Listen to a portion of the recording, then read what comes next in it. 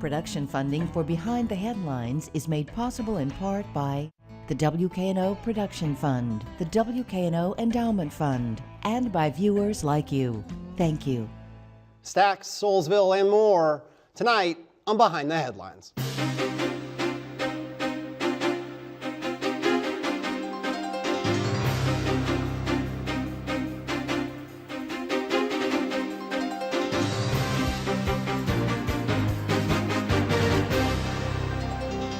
I'm Eric Barnes, publisher of the Memphis Daily News. Thanks for joining us. I am joined tonight by Richard Greenwald, President and CEO of the Soulsville Foundation. Thanks for being here. Hey, thank you for having me. And Bill Dries, senior reporter with the Memphis Daily News. For people who don't know, and I sometimes, when we talk before the show, get confused about all the components. So give us the rundown on what Soulsville is. It is the Stax Museum, there is a charter school, but there's more and more of a mission beyond those individual components. Yeah, well, Soulsville USA and the Soulsville Foundation operate three components and really have a fourth element as well. So I think what a lot of Memphians know is the Stax Museum of American Soul Music. It is a Memphis treasure and gem, and people come from all over the world to experience this attraction. We also have a Stax Music Academy, which is a very high quality music academy for middle school and high school students. As well, we have a charter school, which is a 6th through 12th grade charter school, college prep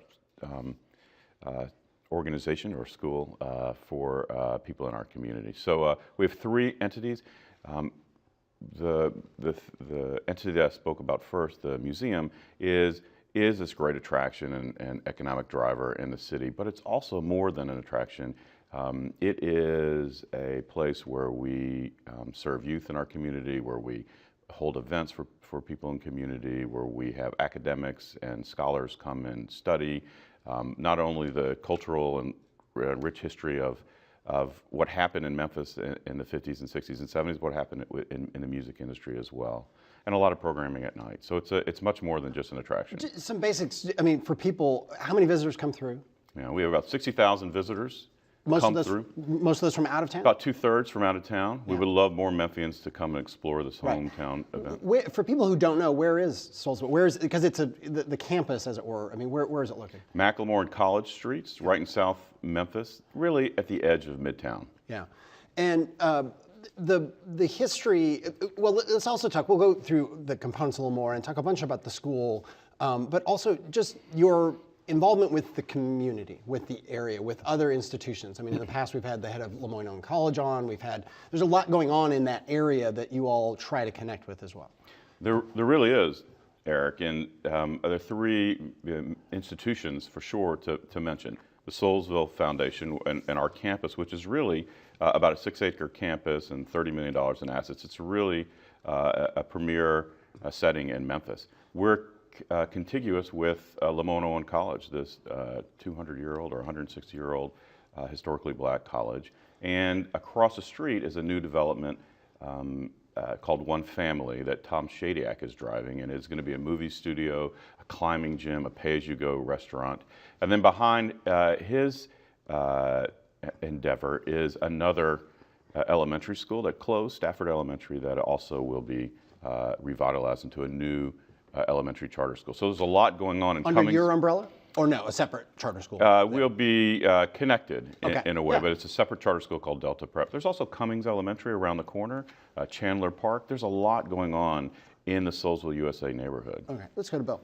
So in terms of these different parts, the three entities that are on the campus now, as I understand it, the foundation came before the museum, or the Stax Academy came before the museum. Right, I mean, and I think that's an important symbolic point, that while the museum is the driver of everything over at the Soulsville Foundation in Soulsville, we're all about the next generation. We're all about legacy. We're all about what can we do for community. So the reason the Stax Music Academy started first was because we wanted to serve youth in our community. It is a very high quality, fun youth development program, and music is at the center of it. Does the academy and the charter school, do they intersect? do you have the same students at those? About a third of the students in the Music Academy are also students in the charter school. And so we certainly share between the two groups space all day long, and some teaching and some supports, including a lot of health supports that we run through all the children, whether that's during the day or in the after school or summer programming. But about a third of the students come. Any student in Memphis can apply for and be a part of the Stax Music Academy. And I think people are confused about that. So 2/3 of the children in the Music Academy are not in the charter school. All right. And does what is going to happen with Stafford, does that involve different grades than you have? It will be. It'll be K through 5. Okay. Really targeting, targeting people in the South Memphis neighborhood, and hopefully and be a feeder into our charter school.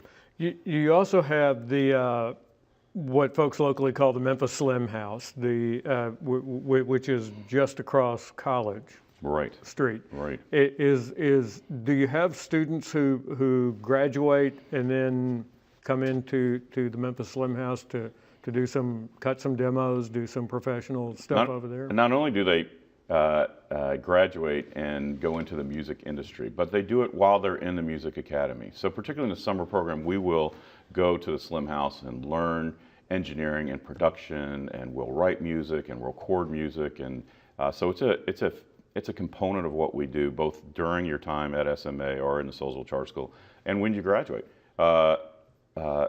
Lauren Kirby, one of our SMA graduates, is cutting an album in Memphis right now and has joined our board of directors. So we have a lot of people who've graduated who are doing well in the music industry who are recording here in Memphis.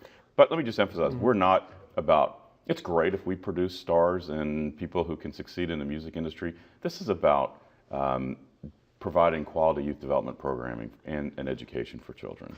But because a student who comes to the Stax Academy for music may branch off in some other direction. They may see something else that appeals to them as a result of that experience. That's exactly right. Engineering, production, just organization. You know, when you're in our program and when you're in any good youth development program, grades go up, emphasis on college or post-secondary pathways happen for you because we're organized around those things. So yeah, children end up in all sorts of things. I just want to say something about the Slim House. There's tons of famous musicians, as you know very well, that come from Memphis, and just that neighborhood alone. It is like music and artistic genius was contagious in South Memphis. And so there are elements and examples of that all throughout the neighborhood.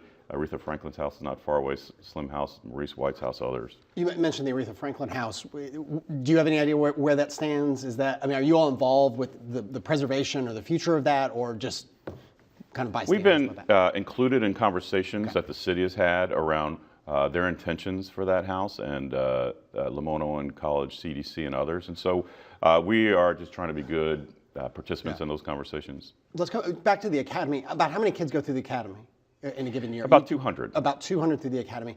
And am I right that part of the mission is at-risk kids? Is that right? Kids, I think, or is that just a portion of the number of kids who come through the academy are quote, at risk? And what does that mean, if that's true? At risk means you're in a neighborhood of high poverty, or somebody in your family has been incarcerated or has some kind of situation where they're in an institution. High risk means that you have already been in an institution. Maybe you have been in the juvenile justice system, or something has happened to you in your life along the way. Yes, a lot of children in all the schools in Memphis would be in that category of at risk or high risk. That's not how we look at kids. We look at kids as kids. You're a 6th grader, you're an 8th grader, you're a 9th grader. But we do recognize that Memphis has a 44% poverty rate for children, and high unemployment in some of the neighborhoods where people come to our school. And so we do address those issues that come along with being in those kind of neighborhoods. And we're trying to keep distinguishing. We'll switch back over to the charter school. The charter school, you all put virtually all your kids who graduate from the high school. The charter school goes, what, 6 through 12? Correct. And virtually all, if not all, go into 2- and 4-year colleges or some kind of post-secondary education. Is that right? That's right. I mean, everybody who makes it through the charter school will end up either in I think what you're quoting is everybody who applies to a college does get accepted. There So we we have that is an outstanding figure and an important statistic. What's really more important is that we're really working the entire time you're in a high school of what you're going to do when you graduate.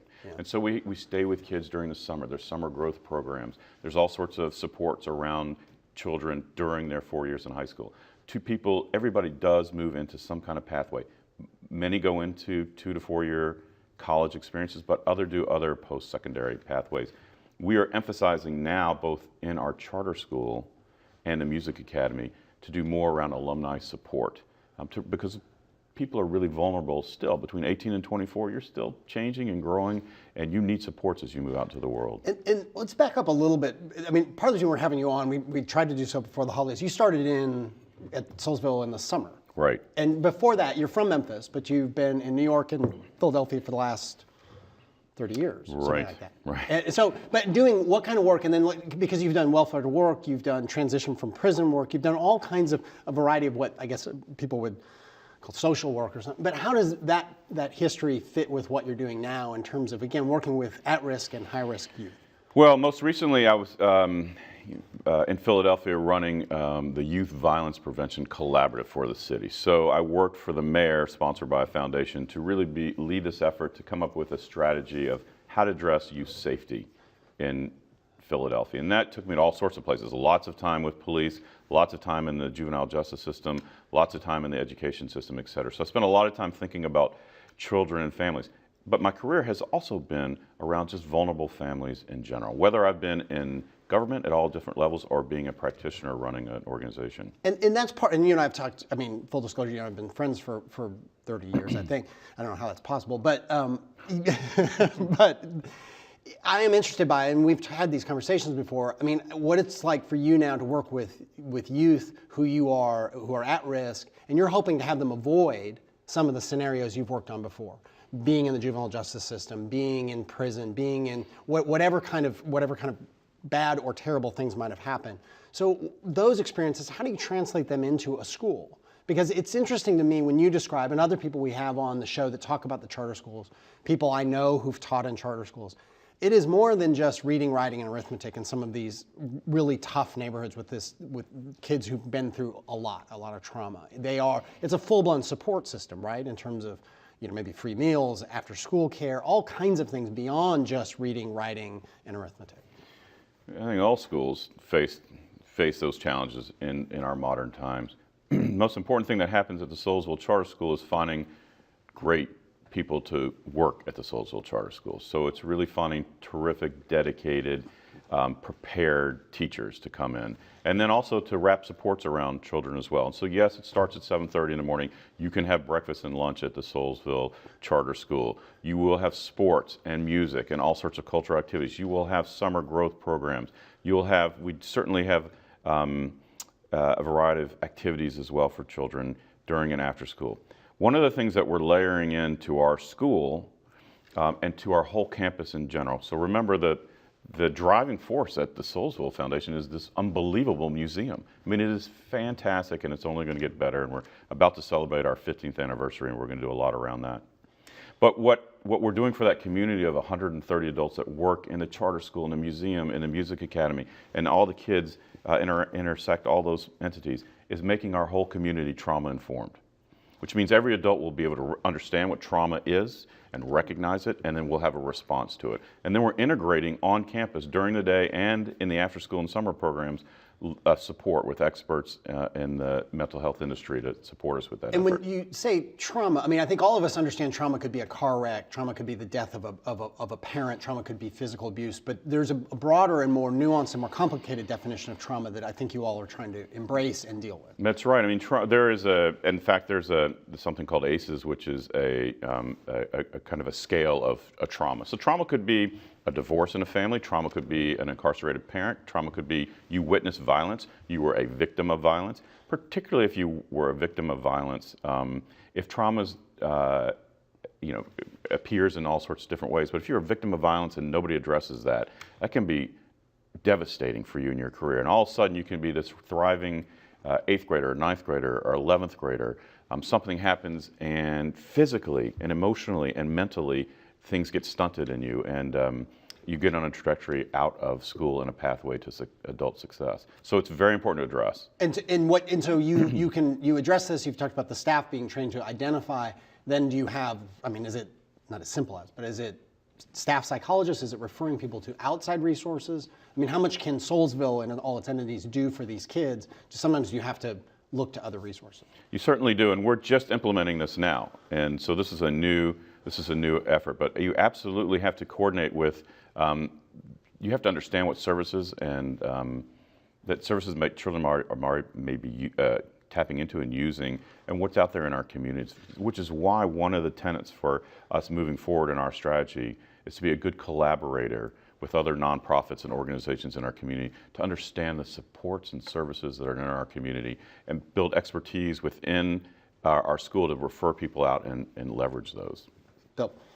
How does the younger generation, these school-age children, relate to the legacy, the heritage of Stax music? Because that time must seem like the Civil War was to people our age. How do they relate to that whole success story? With incredible enthusiasm and joy and energy and just total embracing of that legacy.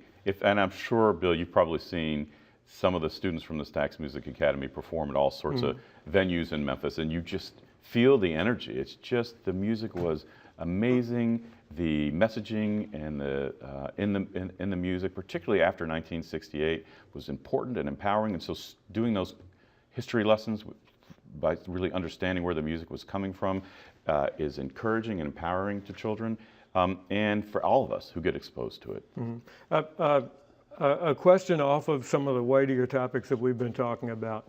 Is it possible for someone to record at Stax, which we should point out is not the original building, it's an exact replica of it? Is that possible? It's an exact replica, but when the artists come through, they're amazed by how it looks exactly like what it looked like. And then there's a museum wrapped around it. You could record in our Studio A, and we have hookups, and people have recorded and broadcast out of there before. Stax Music is actually in California, the parent company, and so there are 2 active Stax recording artists right now that I know of. One of them is a Memphis-based group called Southern Avenue, and so certainly they've played in Studio A. You can come to Studio A. I would love to figure out how we get musicians to record in there, and it's something that we're thinking of strategically moving forward. But again, your mission is not to be in the music business necessarily. That's right. That's right. So let's go back to that. But Stax Music is a for-profit. They bought the name. I mean, I assume it's a label that's based out there. Yeah. Because the history of Stax, of being under Atlantic and then being under, what was it, CBS Records, and all of it's on the website and at the museum and so on. But it's a storied history, and it's also a kind of sad history about how that played out, right? I mean, and interesting about how musicians were often taken advantage of by big labels. I mean, that whole history of it is very fascinating. The business side of how artists, big name artists, often didn't make a whole lot of money off of the work they did. You'll learn about that history in our museum when you come. There's also great local authors like Robert Gordon who have terrific books and articles on this kind of issue. There's a company called Concord Music, and we are really close with them now, and we are figuring out a way that we can coordinate together to.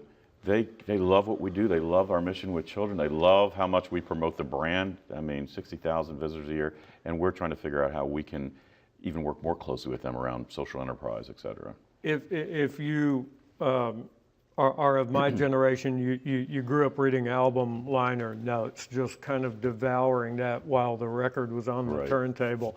And if you looked at the personnel on the music that came out of Royal, you would see a lot of the same session musicians. Al Jackson Jr. playing the drums on the Al Green records that we all know and love. Royal was is a studio. Was it also a label? Royal was a studio not too far away from Stax that still functions today, where Uptown Funk was recorded.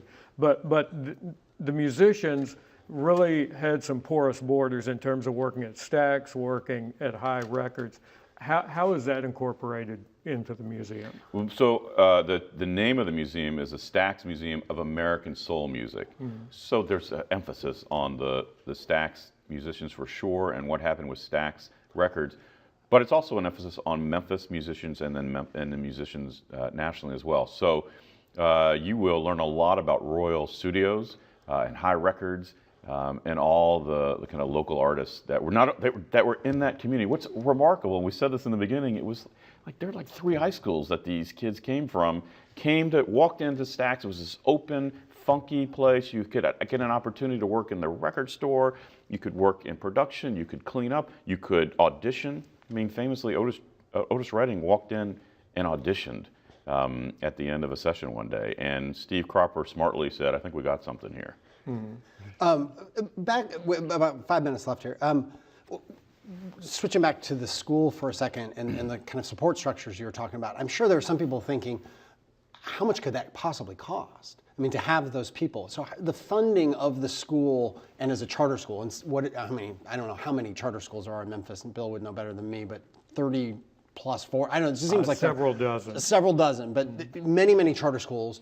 How does that work from a funding mechanism? How do you work with the state? How do you work with Shelby County Schools? And how do private foundations, if at all, contribute to that? Well, let me answer that, but I'm just, you get so excited about the music and the museum, and I just want, and with just a few minutes left, I just want to remind folks to come check all that out at the museum.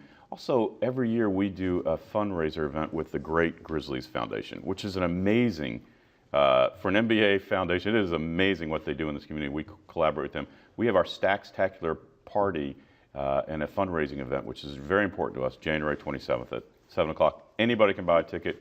Go online at soulsvillefoundation.org to buy it. And you'll just love coming down to our museum and explore what we just talked about. In terms of funding, we get the same amount of funding for our charter school as every other charter school gets from the Shelby County school system. So there's a set fee per student, and we get that. We also manage our resources wisely, and we raise private money to supplement the resources we have at the charter school and music academy, which is why it's really important for people in our community to support us in any way they can. Most of our money is not public, very little public money.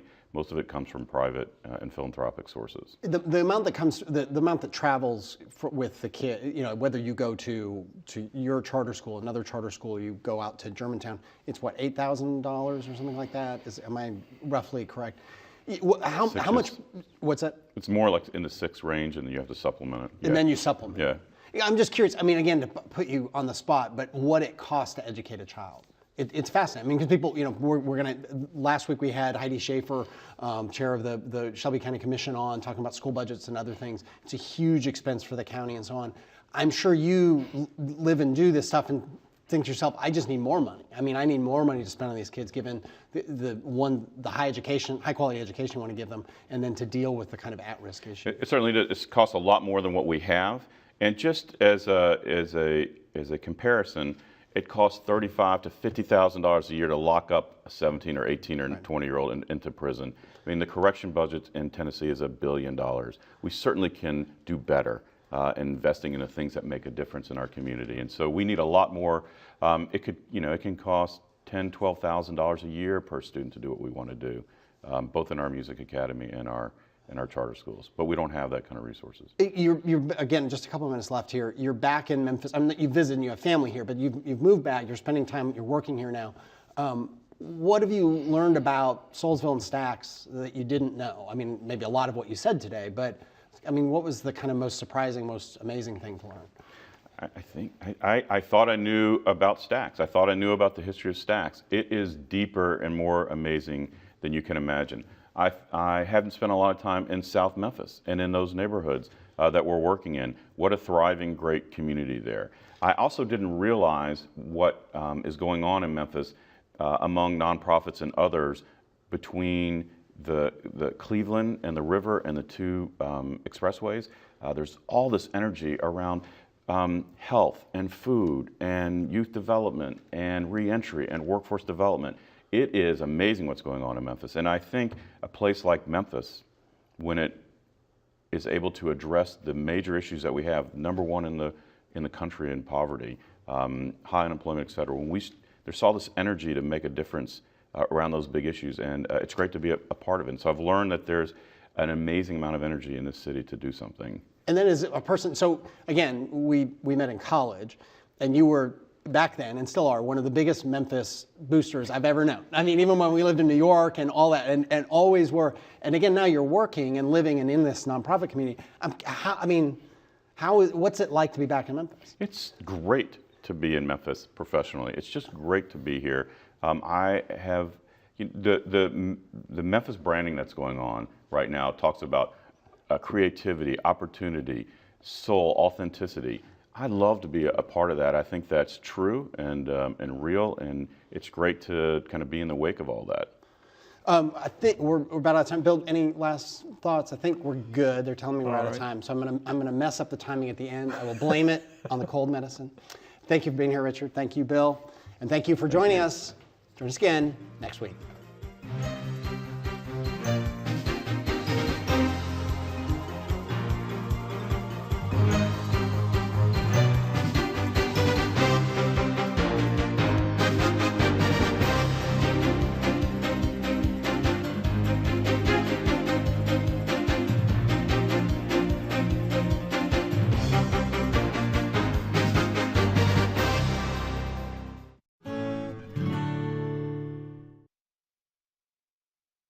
Production funding for Behind the Headlines is made possible in part by the WKNO Production Fund, the WKNO Endowment Fund, and by viewers like you.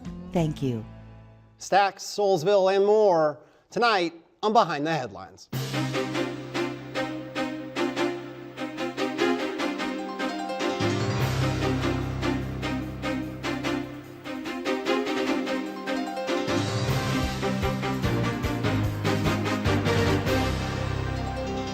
I'm Eric Barnes, publisher of the Memphis Daily News. Thanks for joining us.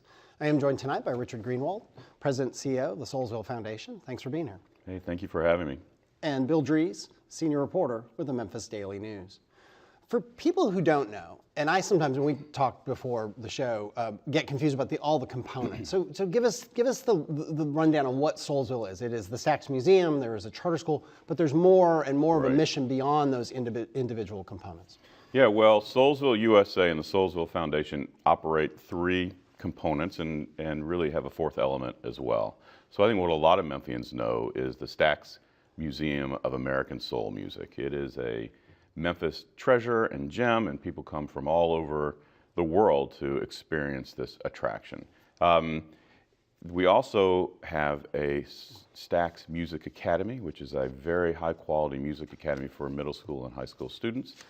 As well, we have a charter school, which is a 6th through 12th grade charter school, college prep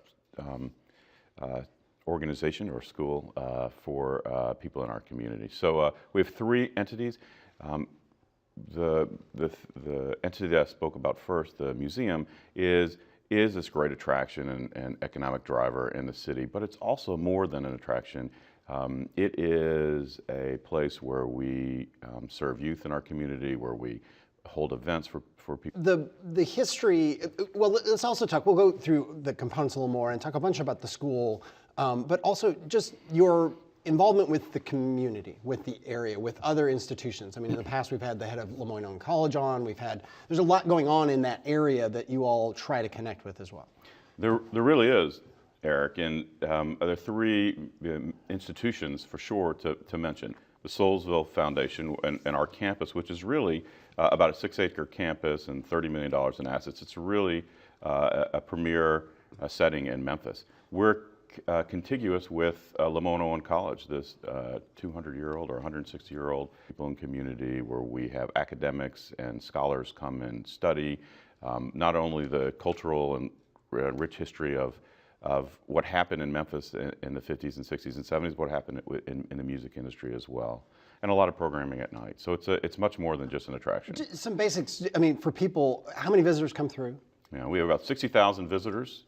Most of those from out of town? About 2/3 from out of town. Yeah. We would love more Memphians to come and explore this hometown event. For people who don't know, where is Soulsville? Where is, because it's the campus, as it were. I mean, where is it located? Macklemore and College Streets, right in South Memphis, really at the edge of Midtown. Yeah.